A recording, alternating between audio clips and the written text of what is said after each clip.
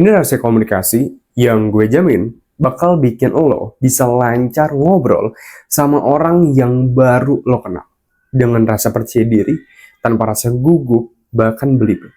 Jadi setelah lo nerapin materi yang bakal kita pelajarin dalam video kali ini, efeknya bakal instan banget. Lo bakal bisa ngobrol dengan siapapun, bahkan sampai berjam-jam. Tanpa rasa malu dan gak pede sedikit pun. Jadi pasti lo bingung, ada siapa nih, ada orang muncul di YouTube gue ngebahas tentang komunikasi. Dan bagi lo pada juga yang mungkin udah tahu tentang gue, kenalin dulu, nama gue adalah Jason Stanley.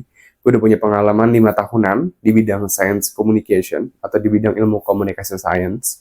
Dimana di ilmu komunikasi science kita mempelajari mengenai aspek komunikasi ketika manusia itu berkomunikasi.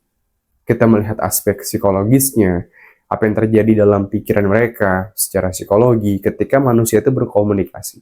Dan gue juga udah punya platform edutech gue sendiri di bidang ilmu komunikasi, Stanley Academy, di mana udah ada 750 lebih teman-teman kita yang merasakan perubahan drastis banget setelah dapin materi yang mereka pelajarin dari kursus gue di kehidupan mereka.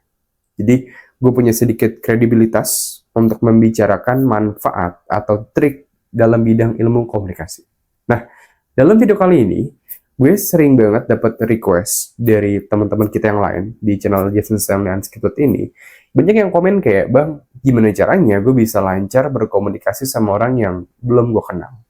Karena kalau ngobrol sama temen dekat, atau temen, atau siapapun yang udah kita kenal gitu kan, itu kan sedikit mudah daripada kita ngobrol sama orang yang baru kita kenal. Misalkan, kayak gue baru pindah ke kantor baru, atau mungkin gue baru pindah di kampus baru gitu kan bang. Dan itu kan banyak banget deh orang-orang yang baru gue kenal. Gimana caranya gue mulai percakapan dengan mereka, bahkan bisa diterima di circle mereka sebutannya. Nah, di trik komunikasi, sebenarnya ada satu trik komunikasi yang bakal bikin lo bisa lancar berkomunikasi dengan siapapun. Bahkan orang yang baru lo kenal sekalipun. Nah, trik ini itu terdiri dari beberapa proses. Proses yang pertama itu gue sebut sebagai identify golden topic. Ini sering banget gue ulang-ulang dalam video-video gue yang lain. Dan di 3 Hour Communication juga sama. Konsep ini sering banget diulang-ulang gitu kan dalam salah satu metode kurikulumnya. Di mana golden topic itu dijelaskan sebagai pada dasarnya setiap orang itu memiliki topik kesukaan mereka.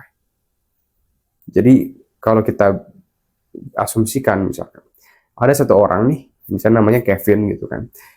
Ketika lo ngobrol sama si Kevin, lo ngomongin topik sepak bola, dan lo ngomongin topik tentang filsafat sama dia, itu bisa jadi bakal berbeda bang.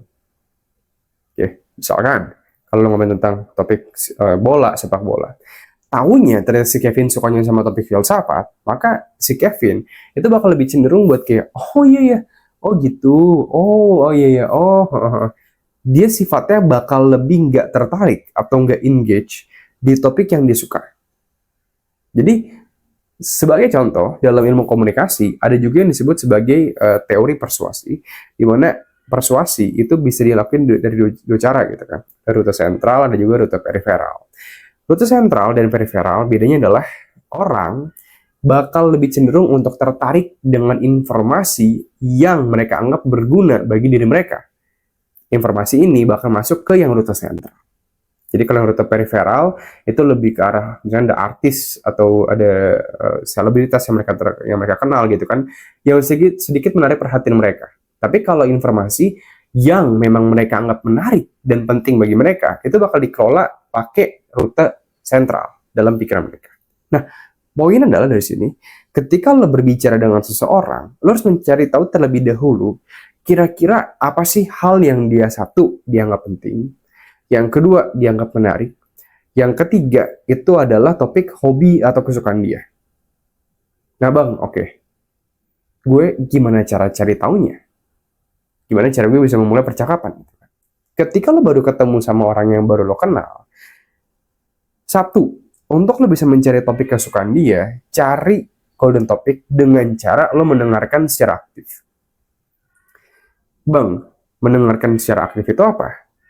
Kayak gue cuma tahu mendengarkan. Tapi kalau mendengarkan secara aktif itu kayak gimana? Mendengarkan secara aktif adalah kondisi di mana ketika lo ngobrol sama lawan bicara, Lo tuh duduknya satu ya, kaki, bahu, kepala, mata, ngadep ke lawan bicara. Yang kedua, ketika lawan bicara berbicara, lo juga mendengarkan lawan bicara dengan memberikan confirmation sound.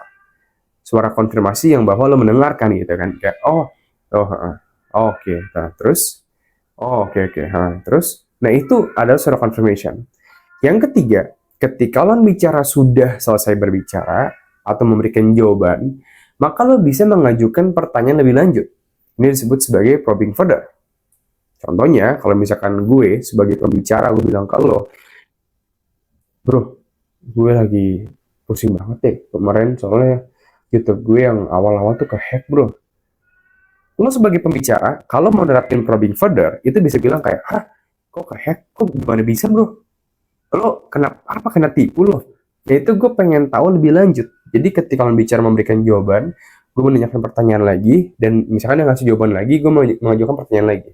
Jawaban pertanyaan. Nah ini yang satu, ya, yaitu adalah lo menjadi active listener. Yang kedua, dari semua topik yang yang dibicarakan sama lawan bicara dan lo, cari topik yang satu bikin lawan bicara lebih mendengarkan apa yang lo bicarakan, lebih tertarik sama pembicaraan yang mungkin awalnya lagi baca buku atau sambil main handphone, dia naruh handphone atau bukunya dan ngedengerin lo. Yang ketiga adalah biasanya intonasi suara dia juga langsung naik, kayak wow, langsung kayak gitu. Yang awalnya mungkin cuma oh iya bro, oh iya, gue pernah baca tuh. Lo tau si Marcus Aurelius gak? Nah itu internasional langsung naik.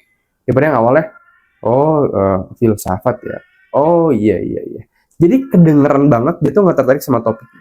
Nah, cari topik yang memang mengindikasikan atau memiliki ciri-ciri di mana pembicara itu satu ya lebih terlibat, lebih internasional, lebih suara lebih naik, dan misalkan dia lebih banyak memberikan pendapat dia sendiri daripada mendengarkan lo.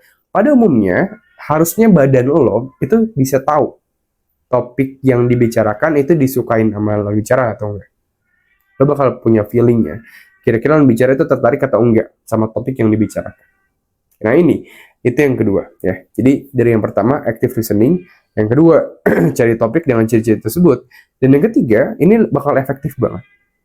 Ketika lo di lingkungan baru dan lo pengen ngobrol sama siapapun itu, ketika lo udah dapat topik yang dia suka, yang berikutnya adalah lo hanya perlu mengajukan pertanyaan, menanyakan opini dia, pendapat dia, pengalaman dia tentang topik tersebut.